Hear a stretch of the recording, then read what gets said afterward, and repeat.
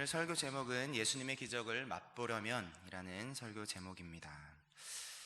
오늘 함께 읽은 말씀은 마가복음입니다. 이 마가복음은 우리 성지교회 중고등부에서 2020년도에 새롭게 진행하기로 한 프로그램이 있는데요. 성경 통독, 성경을 타자로 치면서 읽는 성경 통독 프로그램에서 가장 먼저 통독하기로 한 말씀이 바로 마가복음입니다. 요즘은 참 좋더라고요. 성경을 컴퓨터로도 칠 수 있고 또 들고 다니는 휴대폰으로도 성경을 치면서 읽어갈 수 있습니다. 그래서 휴대폰만 있으면 어디서든, 교회에서든 친구를 만나서든 침대에 누워서도 성경을 읽고 성경을 치면서 통독을 할 수 있습니다. 혹시 함께 하고 싶으신 분들이 계신다면 인터넷에 CTM 성경타자 통독이라고 검색하시면 이 성경타자 통독 홈페이지가 나오거든요. 거기 들어가셔서 가입하시고 통독을 시작하시면 됩니다. 그런데 성경을 읽는 일, 그리고 성경을 타자로 치면서 통독하는 일, 우리가 해야 하는 건 알지만 참 쉽지 않습니다. 중고등부 친구들에게는 더더욱 그렇습니다. 한창 공부하고 한창 놀 나이에, 그러니까 신경 쓰기에 너무 많은 사춘기이기 때문이죠. 그런 아이들이 보통 집에서 성경을 언제 보게 될까요? 이런 때가 아닐까 싶습니다. 아이들이 언제 성경을 보게 되는지 제가 생각하다가 공감하실 만한 짧은 이야기를 하나 제가 만들어 봤습니다. 한번 들어보세요. 제가 만든 이야기. 이 짧은 이야기의 제목은 드디어 성경을 만졌다입니다. 하객동 국민학교 모래운동장 구석에 코를 쪼르르 흘리며 입학식에 서 있었던 초등학교 1학년 재유. 어느새 자라나 이제 초등학교를 졸업하는 6학년 재유가 되었습니다. 이제 어엿한 중학생이 될 재유는 교회에서 축하한다고 졸업 선물을 받았습니다. 교회에서 주는 졸업 선물. 네, 맞습니다. 성경책을 졸업 선물로 받았습니다. 교회에서 받은 이 소중한 그리고 두껍고 무거운 이 성경책을 두 손으로 잘 받아서 무사히 집으로 잘 가져왔습니다. 그리고 얼른 작은 방 책상 책꽂이 두 번째 칸 구석에 영어 사전 옆에 어울리게 잘 꽂아 두었습니다. 그리고 그렇게 3년이란 시간이 흘러갑니다. 이제 중학교를 졸업하게 된 중3 재유는 중학생 마지막 겨울방학을 신나게 후회 없이 놀고 또 놀고 어제도 놀고 내일도 놀고 지내고 있었는데, 어느 날 부모님께 이런 꾸중을 듣게 됩니다. 김재유, 제발 청소 좀 하고 살아. 이게 집이야? 돼지우리야? 당장 청소해. 알았어? 사실 매일 듣는 꾸중이었지만 그날따라 왠지 엄마의 꾸중하시는 목소리 안에 반성의 기미를 보이지 않으면 저녁밥을 안 주실 것 같다는 서늘한 느낌이 들었습니다. 그래서 재유는, 밥 굶기는 죽어도 싫은 재유는 드디어 억지로 3년 만에 방 청소를 시작합니다. 청소기를 꺼낼까 하다가 청소기는 무겁지 생각하면서 나중에 청소기를 하기로 하고 먼저 가벼운 먼지 털이개를 손으로 집어들었습니다. 그리고 먼지를 열심히 털기 시작합니다. 먼지를 터는 건지 스트레스를 푸는 건지 뒷모습만 봐도 알 것 같은 모습으로 먼지 털이개를 여기저기 휘둘렀습니다. 그러다 먼지 털이개가 영어 사전 위를 지나가는데 갑자기 툭 하고 소리가 납니다. 정신을 차려보니 바닥에 떨어진 한 권의 책. 그 책은 바로 3년 만에 보는 무거운 졸업 선물 성경책이었습니다. 먼지 털에게 털끝에 성경책 모서리가 걸렸던 것이죠. 뭐지? 여기 성경이 있었네. 그제서야 중3 재유는 3년 전 받은 졸업 선물 성경을 3년 만에 처음으로 직접 자기 손으로 만져보았습니다. 참 좋았습니다. 그리고 재유는 다시 성경을 원래 있던 제 자리에 잘 꽂아 두었습니다. 끝. 네. 이야기는 여기까지입니다. 재유가 그날 밥을 먹었을지 굶어야 했을지는 모르겠지만 한 가지는 분명합니다. 재유가 3년 만에 성경을 손으로 만졌다는 사실이죠. 물론 펴보지 않고 다시 제자리에 넣어두었지만 말입니다. 제가 왜 이 이야기를 만들어 본 걸까요? 그만큼 아이들이 성경을 읽기가 쉽지 않다는 사실을 말씀드리고 싶어서입니다. 그렇습니다. 성경을 읽는 것은 하나님이 어떤 분이신지, 또 하나님이 우리를 얼마나 사랑하시는지 그것을 알아가는 귀한 통로가 되지만, 이제 한창인 아이들에게 이 두꺼운 성경을 꺼내는 행동 자체가, 꺼내서 읽는다는 것 자체가 어려운 것입니다.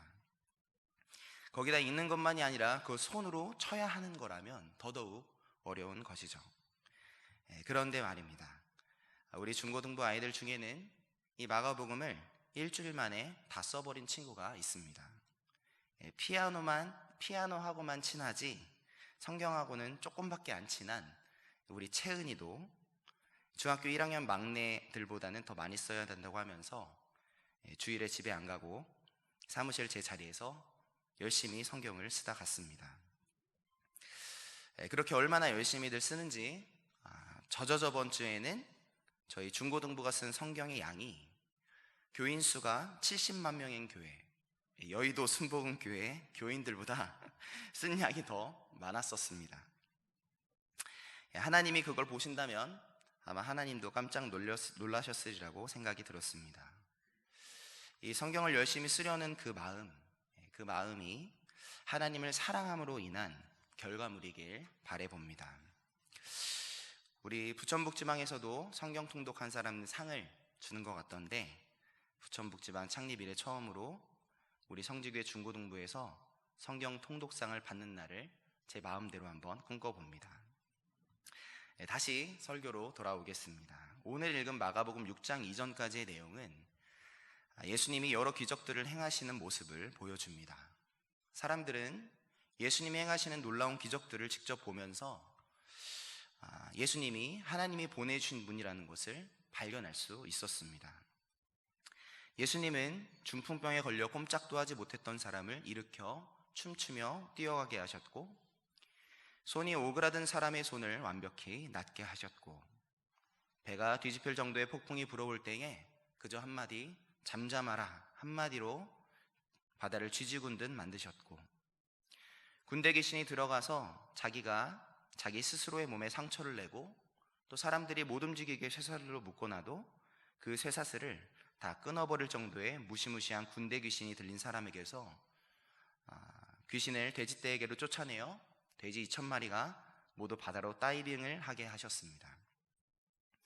또 피가 멈추지 않은 병에 걸린 여자의 병을 고쳐주셨는데 그냥 예수님 옷자락에 손 한 번 댄 것으로 고치셨고, 죽어있는 야이로의 딸아이를 잔다고 하시더니 진짜로 꿀잠을 자고 일어난 것처럼 아이를 살려내십니다.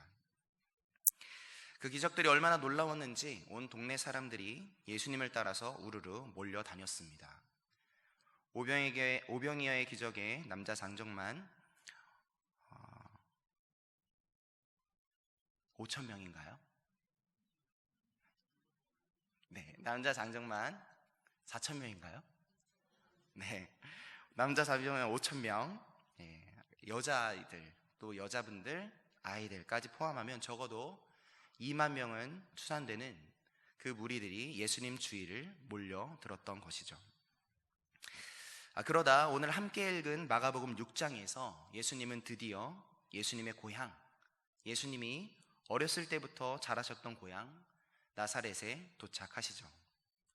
예수님의 고향입니다. 예수님이 자라신 곳입니다. 사랑하는 친구들, 예수님의 이웃이 있었던 예수님의 추억이 방울방울 담겨져 있는 곳, 예수님이 드디어 자신의 고향에 오셨으니까 얼마나 더 마음을 담고 애정을 담아서 기적을 일으켜 주시려 하셨겠습니까? 그런데 놀랍게도 성경은 이렇게 말합니다. 같이 한번 읽어보겠습니다. 거기서는 아무 권능도 행하실 수 없어. 아무 기적도 못 일으키셨다고 합니다. 그래서 소수의 병자들에게만 안수해서 고치셨다고 말씀하시죠. 왜입니까? 불가능 없으신 예수님이 왜 자신의 고향, 자신의 소중한 추억이 가득 담겨 있을 소중한 고향에서는 왜 기적을 일으키지 못하셨을까요? 왜 불가능 없으신 예수님은 자신의 고향에서 일하실 수 없으셨을까요?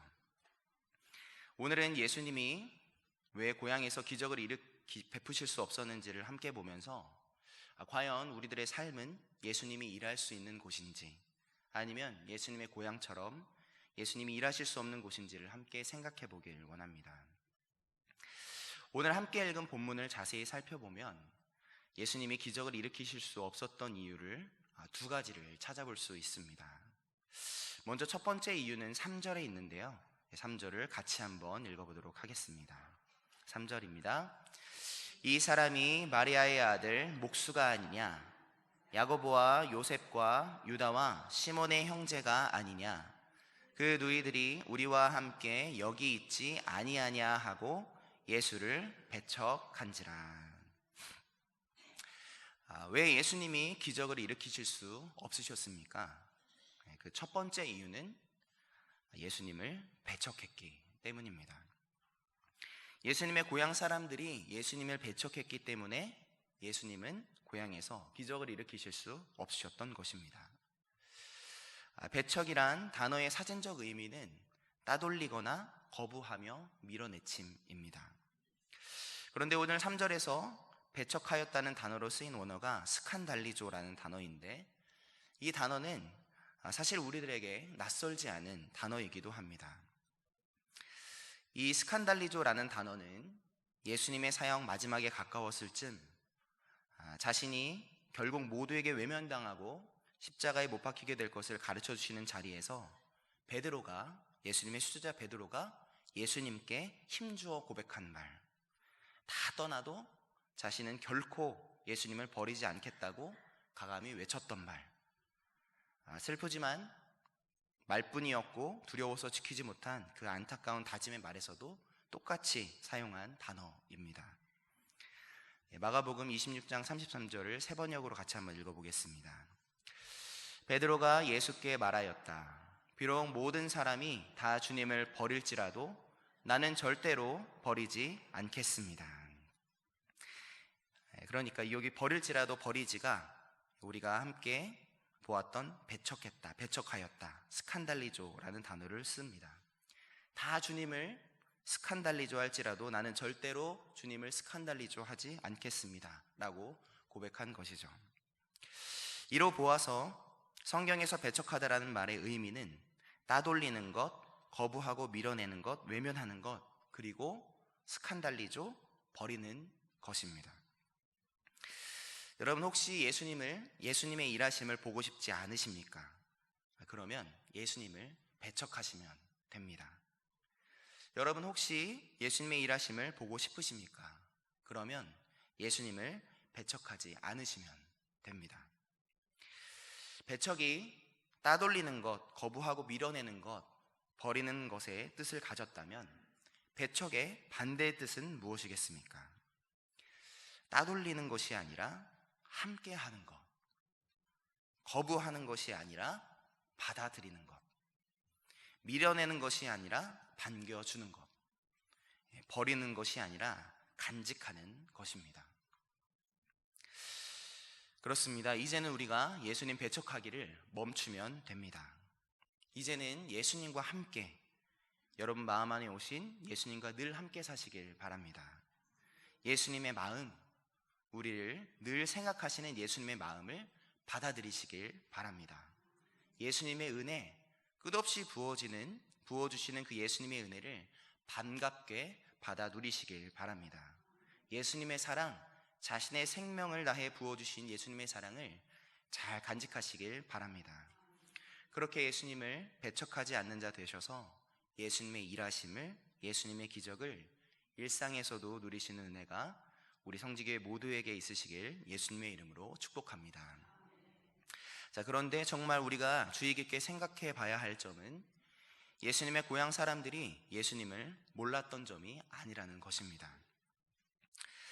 예수님의 고향 사람들은 예수님을 몰라서 배척한 게 아니라 오히려 예수님에 대해 어느 정도 알고 있었기 때문에 예수님을 배척했다는 점입니다. 오늘 본문 3절을 다시 한번 개역개정판으로 읽어보도록 하겠습니다. 오늘 본문 3절입니다. 이 사람이 마리아의 아들 목수가 아니냐? 야고보와 요셉과 유다와 시몬의 형제가 아니냐? 그 너희들이 우리와 함께 여기 있지 아니하냐 하고 예수를 배척한지라. 우리가 얇게 알고 있는 그것이 오히려 예수님을 오해하게 하고 예수님을 배척하게 만들 수 있다는 것입니다. 그렇습니다. 예수님의 프로필을 우리가 알고 있다고 해서 예수님을 아는 것이라고 말할 수는 없습니다. 혹시 요즘 유행하는 드라마 낭만 닥터 김사부 혹시 보시나요? 보시는 분? 뒤에 목사님 계신다고 손 못 드시는 거 아니죠? 네, 마음속으로 들어주시면 되겠습니다. 네, 이게 원래 1편이 있었고 2편이 새로 다시 하는 거죠. 아마 인기가 많아서 2편이 나온 것 같습니다. 낭만 닥터 김사부. 근데 그 드라마의 주인공이 배우 한석규 씨입니다. 그런데 여러분이 한석규의 나이, 한석규의 생일, 한석규가 사는 곳, 한석규의 가족사항, 한석규가 그동안 출연한 드라마나 영화를 줄줄 외울 수 있다고 해서 여러분이 한석규라는 배우를 잘 아는 것은 아닙니다. 여러분이 만약 한석규 씨를 우연히 만나서 이렇게 말하는 겁니다. 한석규 씨, 저 한석규 씨 정말 잘하는 사람이에요 라고 한석규 씨에게 말한다면 한석규 씨가 여러분에게 무엇이라고 말할까요? 겉으로는 분명히 그러세요, 감사합니다 라고 하겠지만 속으로는 뭐야 이 사람 갑자기 날 아는 척해? 가만, 이 사람 스토커 아니야? 무서워, 내 매니저 어딨지? 라고 하지 않을까요? 마찬가지입니다. 예수님의 고향 사람들이 예수님이 어디 살았는지, 예수님의 가족이나 친척이 누구인지 안다고 해서 예수님이 어떤 분인지 잘 아는 사람은 아닌 것입니다. 아니, 오히려 예수님의 고향 사람들은 그렇게 자신들이 알고 있던 것으로 인해서 오히려 예수님이 하나님의 아들이라는 사실을 믿지 못했고 결국 예수님을 거부하고 배척하게 되었던 것이죠. 그렇다면 오늘 우리들은 어떻습니까? 우리들은 예수님을 알고 있습니까? 예수님의 프로필을 알고 계십니까? 예수님이 언제쯤 어디서 사셨는지 알고 계십니까? 그 예수님이 일으킨 사건들과 그 예수님이 말씀하신 몇 가지 말들을 내가 알고 있다고 해서 우리가 예수님을 잘 아는 사람이라고 말할 수 있는 것입니까? 그리고 혹시 내가 알고 있는 그것이 오히려 나를 사랑하시는 예수님을 오해하고 거부하고 배척하게 만들고 있지는 않습니까? 사랑하는 성지교회 여러분, 우리는 예수님의 프로필을 잘 알아서 예수님을 안다고 말하는 사람 말고 예수님을 잘 몰라서 그래서 예수님을 더 깊이 알아가려는 사람들이 다 되시길 바랍니다. 그렇게 매일 예수님을 알아가는 기쁨을, 예수님과 친밀해져가는 기쁨을 발견하는 복된 사람, 그래서 예수님을 배척하는 자들이 아니라 예수님과 함께 사는 사람들이 되셔서 예수님의 일하심을 보고 듣고 누리면서 사는 복된 사람들이 다 되시길 예수님의 이름으로 축복합니다. 자, 이제 예수님의 고향에서 기적을 일으키실 수 없었던 두 번째 이유입니다. 왜 예수님은 예수님의 고향에서 기적을 일으키실 수 없으셨을까요? 둘째는 예수님을 믿지 않았기 때문입니다. 오늘 본문 5절 6절을 함께 읽어보도록 하겠습니다. 거기서는 아무 권능도 행하실 수 없어 다만 소수의 병자에게 안수하여 고치실 뿐이었고 그들이 믿지 않음을 이상히 여기셨더라. 왜 예수님의 고향에서 기적을 일으키실 수 없으셨습니까? 고향 사람들이 예수님을 믿지 않았기 때문입니다. 그렇습니다. 우리가 예수님의 일하심을 보고 싶지 않다면 어떻게 하면 됩니까? 예수님을 믿지 않으면 됩니다. 반대로 우리가 예수님의 일하심을 보고 싶으시다면 어떻게 하면 됩니까? 예수님을 믿으면 됩니다. 그런데 우리가 믿는다라고 말할 때 이 믿는다라는 말 안에 담긴 뜻이 무엇입니까? 일반적으로 우리가 믿는다는 말을 사용할 때는 동의하는 것, 의심하지 않는 것의 의미로 믿는다라는 말을 사용합니다. 예를 들면 이렇게 사용하는 것이죠. 누군가가 지금 제게 다가와서 이렇게 묻습니다. 김재희 목사님, 믿으십니까? 그래서 제가 대답합니다. 아멘. 또 반복해서 이렇게 저한테 물으십니다. 김재희 목사님, 하나님이 목사님의 기도에 응답해 주실 것을 믿습니까? 그래서 제가 대답합니다. 아멘. 그랬더니 그분이 이렇게 다시 말합니다. 그러면 목사님을 사랑하시는 하나님이 기적을 일으켜 주셔서 오늘 집에 가다가 우연히 낭만 닥터 김사부 한석규 씨를 만나게 해주실 것을 믿습니까? 제가 대답합니다. 아멘. 그리고 진짜 그렇게 믿습니다. 왜냐하면 하나님이 날 사랑하시는 하나님이고 진짜 살아계신 하나님이심을 내가 아니까 진짜 오늘 당장 만나게 해주실 것이라고 제가 철석같이 믿습니다. 그러면 오늘 기적이 일어나겠죠? 제가 확실히 분명히 믿으니까 집에 가다가 한석규 씨를 원종시장 앞에서 만나고 들어가겠죠. 무언가 이상한 느낌이 드시나요? 그렇습니다. 믿는다라는 말의 의미는 내가 말로 아멘 하는 것, 그리고 또 그렇게 될 것이라고 무조건 믿고 의심하지 않는 것을 말하는 것이 아닙니다. 방금 함께 읽은 말씀, 그들이 믿지 않음을 이상히 여기셨다는 말에서 믿지 않음이라는 단어의 원어를 찾고, 그리고 반대로 그 믿지 않음이라는 원어의 반대말, 즉 믿는다라는 단어를 찾아보았더니 믿는다라는 의미로 쓰인 원어는 페이도라는 단어였습니다. 페이도. 그런데 제가 이 페이도라는 단어가 가진 뜻을 찾아보다가 정말 놀라서 무릎을 탁 쳤습니다. 와, 그래, 이게 믿음이구나 하고 생각했습니다. 오늘 여러분도 여러분의 무릎을 한번 신나게 탁 쳐보시길 바랍니다. 네. 그러면 미리 한번 지금 쳐볼까요? 무릎을 이렇게 탁. 네. 반대쪽 무릎도. 감사합니다. 페이도란 단어에 무슨 의미가 담겨 있을까요? 세 가지였습니다. 세 가지. 첫 번째는 확신하다. 두 번째는 동의하다. 세 번째는 의존하다입니다. 누군가가 믿습니까? 물어서 아멘 하고 대답하는 여기까지는 페이도의 1번, 2번의 뜻, 확신하는 것, 그리고 동의하는 것까지죠. 그런데 믿는다라는 뜻이 완성되려면 어떤 뜻이 담겨져야 합니까? 세 번째 뜻, 의존하다라는 뜻이 함께 가야 하는 것이죠. 그러니까 누군가가 말한 믿습니까? 라는 말에 아멘 했다면 이제는 우리가 확신하고 동의하는 예수님을 의존하는 삶을 살아야 한다는 것입니다. 의존이 무엇입니까? 내가 할 수 없는 것을 인정하고 날 하나님께 맡기는 것이 의존하는 것입니다. 내게 답이 없음을 인정하고 하나님을 의지하는 상태, 나 홀로 서 있을 수가 없어서 하나님께 기대어 있는 상태, 내가 바라는 것을 넘어서 모든 것을 하나님께 맡겨드린 상태, 그것이 바로 의존입니다. 내가 진정 믿는 자임을 증거하는 것은 아멘이라고 외치는 말에 있는 것이 아니라 하나님을 의존하고 있는 우리 삶의 매일매일이 내가 진정 믿는 자임을 증거한다는 것입니다.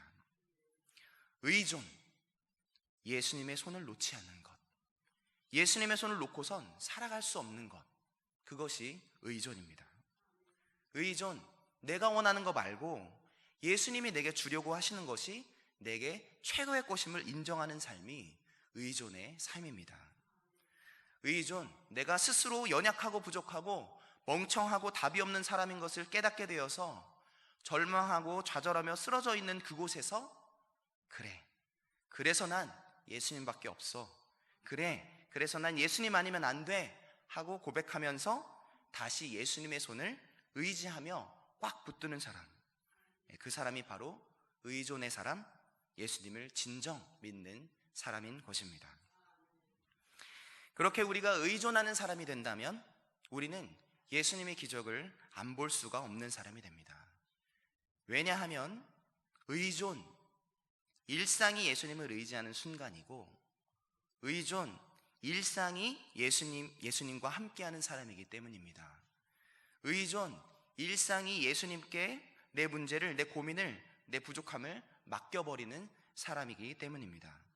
의존, 난 부족한데, 난 자격이 없는데, 죄인인데, 그런데도 오늘 살아있을 수 있고, 그런데도 오늘 사라지고, 그런데도 오늘 주님께 칭찬받고, 그런데도 오늘 주님이 맡기신 일을 할 수 있고, 그런데도 오늘도 변함없이 하나님께 사랑받을 수 있다는 것을 경험하는 의존의 일상. 예수님을 의존하면서 사는 사람은 일상이 기적임을 늘 발견하는 사람인 것입니다. 우리는 오늘 예수님을 어떻게 믿고 있습니까? 말로만 아멘할 줄 아는 반쪽짜리입니까? 아니면 의존, 예수님이 아니면 답이 없음을 매일 고백하면서 예수님께 늘 기대어 사는 사람, 진짜 믿는 사람입니까? 이 자리에 모인 우리 성지교회 모두는 주님만 의존하며 사는, 일상이 의존의 믿음으로 사는 사람들이 다 되시길 바랍니다. 그래서 일상이 기적이 되는 은혜를 누리시길 예수님의 이름으로 축복합니다. 말씀을 정리하겠습니다. 예수님의 고향에서 일하실 수 없었던, 기적을 일으키실 수 없었던 이유는 무엇입니까? 첫째, 예수님을 배척했기 때문입니다. 둘째, 예수님을 믿지 않았기 때문입니다. 이제 우리들의 모습을 돌아보길 원합니다. 예수님이 우리 안에서 일하셨던 때가 언제였는지 기억하십니까? 예수님이 우리 안에서 일하실 수 없었을 때가 언제였는지 기억하십니까? 그러므로 이제는 예수님을 배척하지 말고 예수님과 함께 하시길 바랍니다. 이제는 아멘이라는 대답에 머물지 마시고 의존, 일상이 주님을 의존하는 진짜 믿음의 사람들이 되시길 바랍니다. 우리가 그렇게 살아간다면 우리는 우리의 일상 속에서 예수님의 기적을 보며 사는 사람들, 이 땅에서도 하나님의 나라를 사는 사람들로 서게 될 것입니다. 그런 은혜가 이 자리에 모인 우리 성지교회 모두에게 있으시길 예수님의 이름으로 축복합니다. 아멘. 기도하시겠습니다.